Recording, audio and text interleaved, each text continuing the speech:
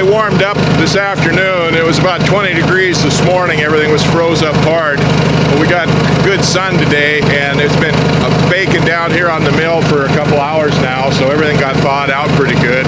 I'm going to go ahead and finish cutting up that big cant. This is the second half of it, or another cant that came off of that one. I got the first one all cut up yesterday into one 6x8 and 5 2.5x8s. So this cant is 8.5 inches deep and 18.5 inches wide. What I want now is 6x6s.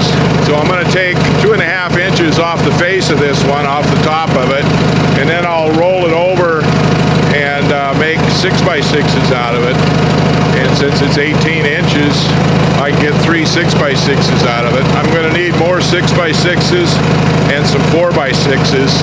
And of course, it's typical when you look at a log, you see a lot more in it than what you can actually get out of it. So anyway, I was thinking I was going to get several different more out of it than that, but all it's got in it is 3 6x6s plus either some 1x's or 2x's or whatever. I haven't figured out what I'm going to cut yet.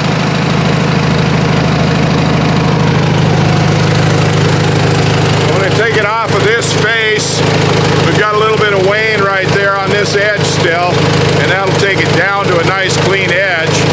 Also got a little bit of ring shake right there on that outside corner where the wane is on it, and that'll cut all that off there and get me down to nice clean wood. Alright, I got that thing all set up. I still got to adjust my guide roller there and widen it out for this wide cut. I had it set up for the 8-inch wide cut on that other timber. I've got 8.5 inches deep on this. I want 6 inches. So I'm going to take a 1/2 inch off first, and then I'm going to take a 2-inch cut off of there. I've been taking 1-inch cuts off for 1-inch boards, but I got lots of 1-inch boards, so I'm going to need some 2-inch boards. So I'm going to go ahead and take a 1/2 inch off there, and then 2 inches, then that'll be 6 inches deep, and then I'll roll it up and cut the 6x6s out of the rest of it. I got a problem here. My belt is slipping, so I'm going to have to adjust the belt for the hydraulic motor.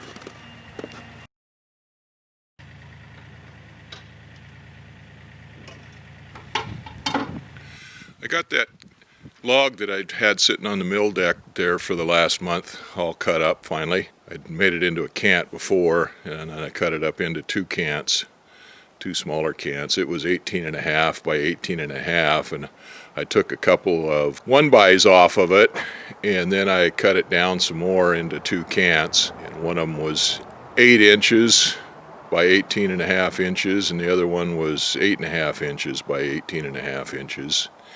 And the 8-inch one, then I made one 6x8 timber. That'll be the outboard timber on my floor frame, my porch frame on the bottom.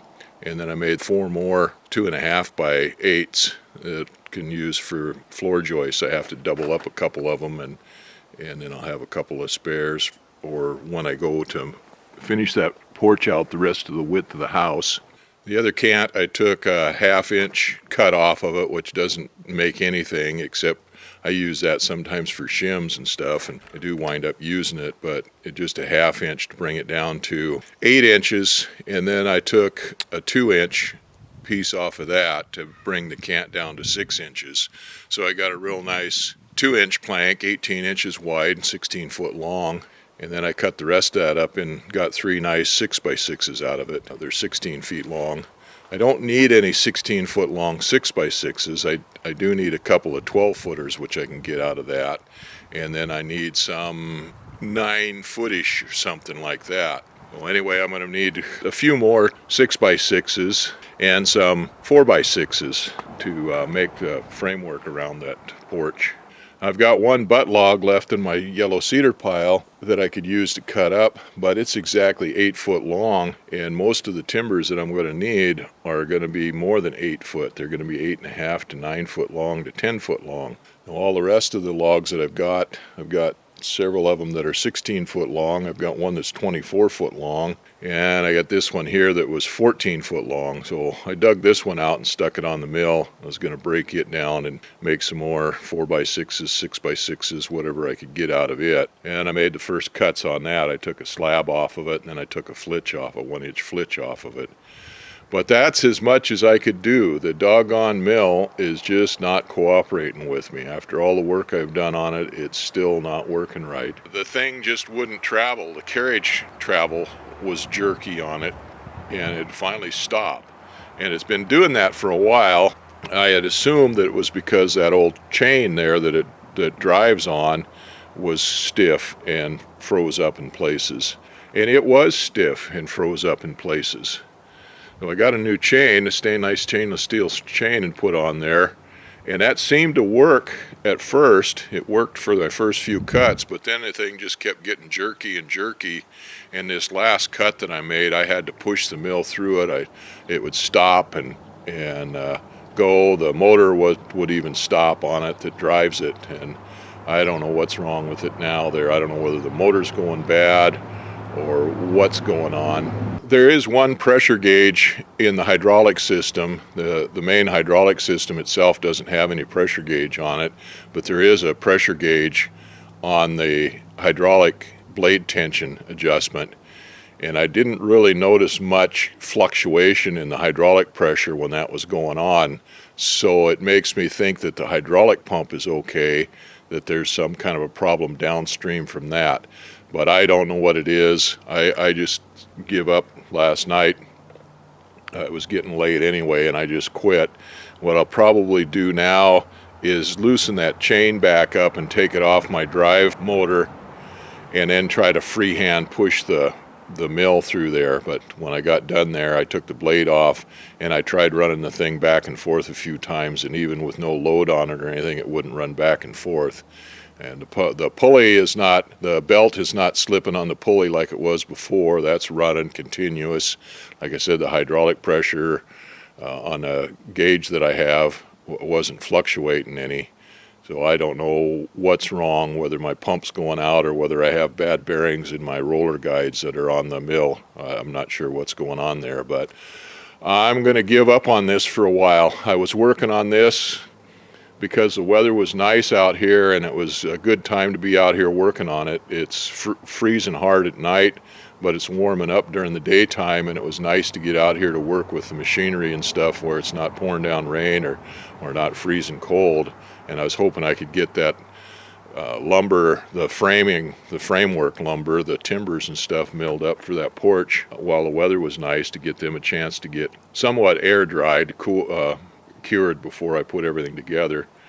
But I just am not going to do it. I'm not going to work on it now. I got to get busy and get my pickup worked on. Well, everything I got around here is breaking down, including me. Or I guess I should say everything I got around here is broke down, including me. The mill, I've had trouble with it. Pickup's broke down, front end on it. Of course, I'm working on that. Bobcat, which I depend on it a lot, it's got a major leak, seal blown out of the hydraulic system on it, and it's dumping oil out of it like a sieve out of the hydraulic system on it. I don't want to run it very much. One of my excavators, the engine was overheating in it. I replaced the water pump on it and cleaned out and drained the water system on it and stuff, and got it all back together, and it's still having trouble. I can run it at idle for a while, but if I run it under any power at all, it just overheats after a while. The other excavator, the old one, of course, it was beat up and wore out when I got it, and it's even more beat up and wore out now, but it's still a pretty good machine, but the tracks are wore out on it. One of the tracks we pulled off and pulled a pad out of it and shortened it up, but the other one is still long, and it jumps the rail all the time on it whenever you go to use it. Oh, anyway, I'm about ready to throw my hands up in the air and walk away from the whole shebang. I was having some trouble with this mill, getting it the carriage to move forwards and back here, and it was hanging up in places on me. I thought pretty sure that chain was froze up on there, the drive chain. The drive chain runs along that far side over there, It'd be the left side if you're on the working end of the mill, and on the right side looking at it from this side. It's a number 40 chain, a roller chain, and it propels that mill. You got a little hydraulic motor over down there on the lower part of the frame, and that's what runs that mill back and forth. So anyway, it was getting jerky, and it was getting worse and worse all the time. I was pretty sure that that chain was froze up on it, so I bought a new chain to put on there. And sure enough, the old chain was froze up on there in places. It had sections in it that were pretty tight. Well, I got the new chain and put on there, and I run that mill back and forth on that track, and it looked like it solved the problem. But when I got to milling the other day, it started jerking again on me, and it finally just come to a stop on this log that I've got on there now. I got through the one log that I had on there, the cants, and made some pretty nice timbers out of that. But I started on this one, and it just started jerking, and finally it come to a stop, and it wouldn't move it at all. I could get behind it and push it and add on my weight behind the hydraulics, and I could get it to move. I finally got that cut made on it, that last cut, but then I quit. And I was afraid that maybe the hydraulic pump was going out on it, or something was going on in the hydraulics. So I was thinking that if I could get that thing rolling by hand, maybe I could just run it by hand. So I come out here to do a little bit of troubleshooting on it, and I disconnected that chain. Well, I tried pushing the mill forward, and that's a pretty heavy carriage on there. I think it said that that's something like 2,000 pounds. So it was hard getting it started. But I noticed as I was pushing it down the track, it stalled a couple times, it hung up a couple times, and right here it just came to a stop. So what I've got, I don't think the problem is in the hydraulics. The problem is in the carriage there, in the wheels on the carriage. So that's what I'll have to work on next, I guess, to get that thing, see if I can't get that working, is that carriage wheels. I've got V wheels on the top, and they've got bearings in them, and then down underneath there's a little idler wheel underneath there that keeps the thing from tipping over, and that looks like that one on that other side over there is binding up in the bed. So anyway, I don't think I got a hydraulic problem. I got a physical problem with my bearings and stuff. Anyway, if it's not one thing, it's a dozen more. Well, now the mill is stuck where it's at for now, which doesn't hurt anything. I'll have to get a pry bar and pry that back and get that loosened up, and then push it back to the other end of it where I can get to working on it again. Well, anyway, at least I think I troubleshooted that and figured out what the problem is. Now we got to do is fix it. I took those lower rollers off of there, the idler rollers, whatever, they're underneath, and 3 of them were kind of tight. They rolled, but they were a little stiff. But the front one on the opposite side over there, it was froze up hard. It was running up against that lower part of that carriage, or the track, and binding up on it. I have to see what I can do about changing those bearings. And I'm going to go ahead and change the bearings out of these. This has got V rollers here, steel rollers that run on a angle iron track that's set so that it's pointed straight up. And it has V rollers that roll on that track. I'm going to go ahead and take those off too, and see about changing the bearings in those. Now that machine is pretty doggone heavy, and I've done that before, and jacked that up and stuff and got it up in the air. You've got to get all the weight is down on those 4 rollers. So what I've done here, I've got that log in there that I made that initial test cut on the other day, that yellow cedar, and I've got some blocking I've put in there underneath the carriage. I got some here on the front underneath the main part of the carriage, and then some in the back underneath the framework there, the fuel tank. I'm going to go ahead and see if I can't use the hydraulics on the machine to pick that machine up a little bit and let it rest on those blocks.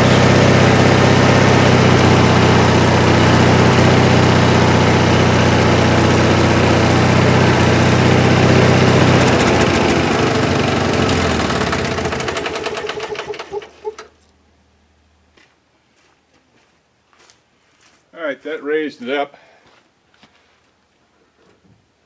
those bearings are a little bit stiff. They roll. These ones on this side do. That back one rolls good.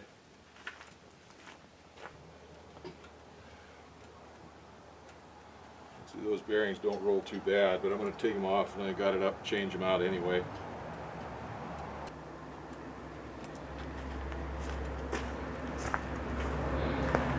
These are the lower rollers. I gotta figure out what they are. I don't know whether I can change them or not. They might just be something that has to be replaced.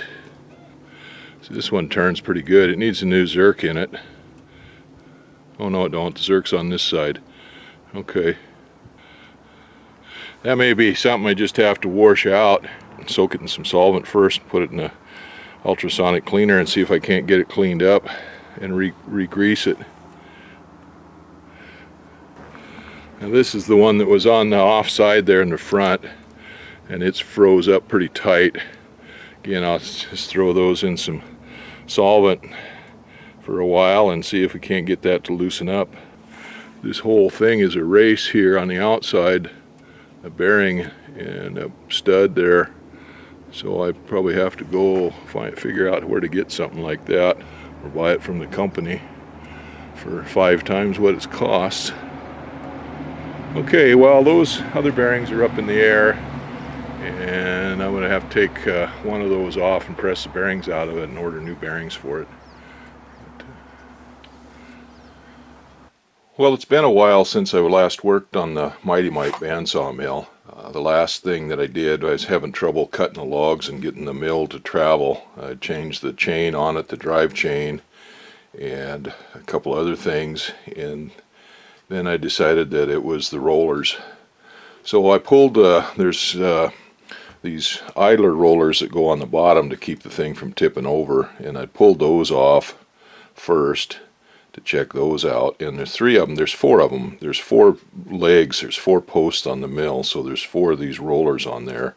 And the first 3 of them were fine, but the one of them that was underneath the front left post, the main post there, was froze up. Well, anyway, I took those off, and then I tried to push it by hand, and I still was having trouble pushing it. So I went ahead and took these casters off. This is what the mill rides on. These sit down on a inverted angle that's welded down to the deck, and these roll on that. So I took these off to check it. And these have these roller bearings in them. These are round roller bearings, and they're a flanged bearing. They press fit into the wheel there, the caster. And some of those were okay, some of them were a little bit crunchy. They probably still worked, but I went ahead and I'd soaked everything in gasoline for a while I was doing other things. I got sidetracked, of course, doing other stuff. I got the airplane launched and started flying it, and I was working on cleaning up some stuff in the backyard and getting some wood cut up and just always something else, working on the truck and stuff like that. So anyway, I let those soak for 2 weeks or 3 weeks in some solvent to try to clean those out. And I got these out and got them cleaned up, and I got the one that was froze up, I got it freed up. And I re-greased those, and they're serviceable. They're fine. And actually, they don't do anything anyway. They sit underneath the mill, underneath the track, and they don't really contact the track, the channel iron that the track is. They're not really supposed to contact it unless the mill tips or something. So just to kind of keep it straight. So they're not that important, except when they screw up like the one did and it was binding up. So anyway, I got those cleaned up and repacked. And then I took these, like I said, a couple of the bearings in there were okay. They're a little, like this one here runs okay, but I can feel a little bit of crunchy, just a little rough spot in it as I turn it. So I punched those out and I cleaned these up. And then I went and looked online to get replacement bearings. And I found these online, no problem. I actually used these are nice. What are they? 5273 3s, I think they are. Anyway, I found those online, and I think they were like 30 or 40, 50 bucks a piece or something like that. I found them on eBay for about, well, I got 8 of them for $30, I think. And then I got to looking at these just to see, because they came up in the search for these. These are called a cam follower or cam follower bearing.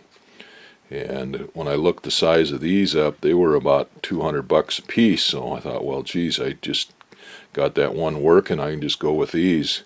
But when I got to searching on eBay, I found some of those for about, I think, 15 bucks a piece. So I went ahead and bought 4 of those. They're coming. So meanwhile, of course, I went ahead and sandblasted these and powder coated them, these casters. I took the zerks out of them. One of them, the zerk was knocked out of alignment and I couldn't get grease in it. The other ones were okay, but I took the zerks out of those, sandblasted them, cleaned them all up, and powder coated them. So now they'll just get set aside until I get the new bearings, and I can press the new bearings in there, put new zerks in them, get them all greased up, and get that mill, the bandsaw mill, going again. So meanwhile, it's been even longer since I worked on the mobile dimension sawmill. I kind of quit on it last winter because it got so damn cold out that I couldn't work anymore, and then I had to get some work done on the pickup, and I brought this in the shop where I could get a fire going in here and get it warmed up enough to work on it, but I never did wind up getting to work on it again. So it's sat in here for even longer. So I've dug it out and started digging out the parts in it and trying to figure out where I left off. I may have missed my opportunity here. I've had a couple nice days here the last couple days. Today was pretty nice most of the day. It's overcast. I think yesterday sprinkled a few times, but it's clouding up now. It's supposed to rain pretty good for the next few days. So I'm not sure I want to get out there and work on it, but I got these bearings yesterday for this Mite Band Saw Mill. So these bearings are sealed bearings, and I could pop the seal out of the inside of these and go ahead and grease them. But I think I'm just going to leave them in there like that. And I might order some more of these to have for spares, because they were relatively inexpensive compared to the standard ones, and they're pretty good bearings. They seem pretty good, but this thing spins so much nicer than it did. That's really sweet. I've got the first 2 bearings set in there. I did put new zerks in there. I'd sandblasted the old ones, but the retainer ball in there was kind of, on the old ones, were kind of leaking grease out that way and kind of messy. So I sandblasted everything up, and then I cleaned out the cavity, or the drilled out port for the grease. But I think I'm just going to go ahead and leave the seals in these and put them in. Well, man, that thing spins so much smoother than even the good ones that I took out of there did. So I get those bearings put in there, and then I can get these put on, and then once these are put on, then I can let the machine back down. Hello, may I come in? Sure, what? What's up? That means an 11, 12, and a 13 millimeter wrench, and then a socket wrench. An 11/16? 11, 12, and 13. There is no such thing as an 11/12. 11/16? Yeah, and then he needs a 12 and a 13. A 12 and a 13? Yeah. I'm just repeating what he told me. There's a 12 and a 13. Alright. And you said a socket? Socket wrench. A socket wrench? What kind of a socket wrench? I think he said red. A red? Yeah. I think he said something completely different than what you're telling me there. I did ask him if he didn't have to say red, but he didn't specify. Take him those, and then if they're wrong, he'll holler at you, and then you can come back. Okay.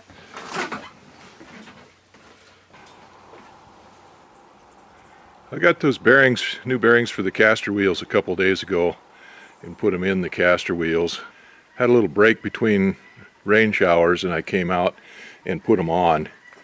And then we've been pouring down rain for the last couple days, and I haven't felt like getting out here in the rain and working on it. Well, I just set those back down on the tracks, Now we'll see how well it rolls.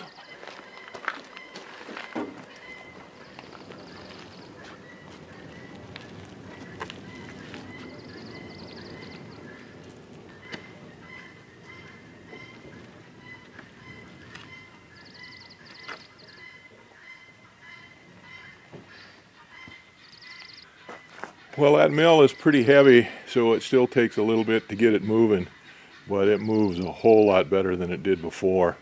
I don't know how many pounds it took to get it going, but it was nothing like it was before, and there was no stops or no places in it where it took more power or anything like that. Once I got it rolling, it just rolled smoothly down the track. So that's a heck of a lot better than it was. Now these are the cam follower bearings. I cleaned those up and greased them up, but then I found some new ones on eBay, and again, these are a lot smoother than these. But anyway, I think we'll put those on there too. It's sun shining out. Not sure how I'd know how to react to that. Liable to get sunstroke here, or vast sunburn. It's been out for a couple minutes now. Anyhow, I got those cam followers put on there, and so I'll go ahead and go try moving that carriage back and forth again and see how it moves now.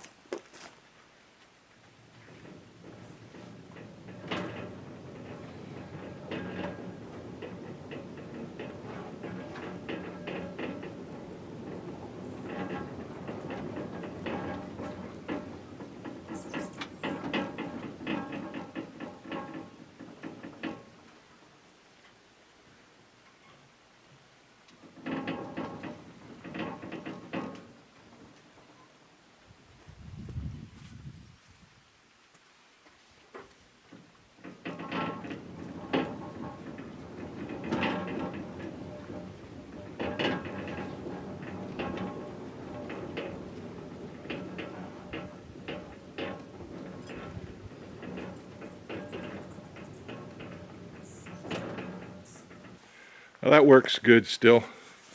It moves pretty smooth. So I think I'll hook the drive chain back up and then start it up and see how it moves under power. It should move good under power too, but we'll see.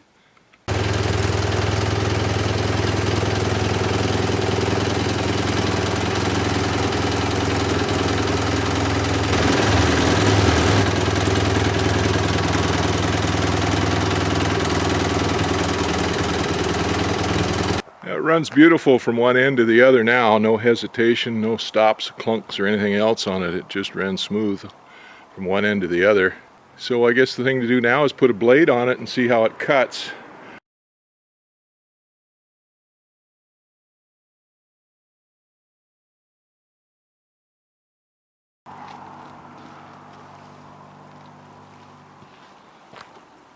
I've done a lot of things here lately to try to improve the cuts on that sawmill, and this seems like it had the most effect on anything. That last cut that I made on there was kind of washboardy, but this cut here is just as straight as an arrow. It's just a beautiful cut. All the fooling around with the blades, resetting the set on the teeth and everything else, and they all add up to a better cut, but this is probably the number one thing, is changing those bearings out in those rollers and changing those cam followers. So that thing looks like it's going to cut pretty good now. Well, now I can get back to work on that part of the project. That's kind of been holding me up on the porch project, is cutting those timbers and stuff for the porch. Now I don't have an excuse not to work on milling up some lumber, and what I need here now is some 6x6s and 4x6s, and then I'm going to need some 2x6s for the deck boards, because the deck boards that we cut up before and got all planed up and nice and pretty are 8-footers, and I'm going to need 10-footers for the extension on the deck. So we got a lot of milling to do and some planing and stuff like that, but I can get to work at it now. Hopefully that thing looks like it's going to cut pretty good, so that's good news.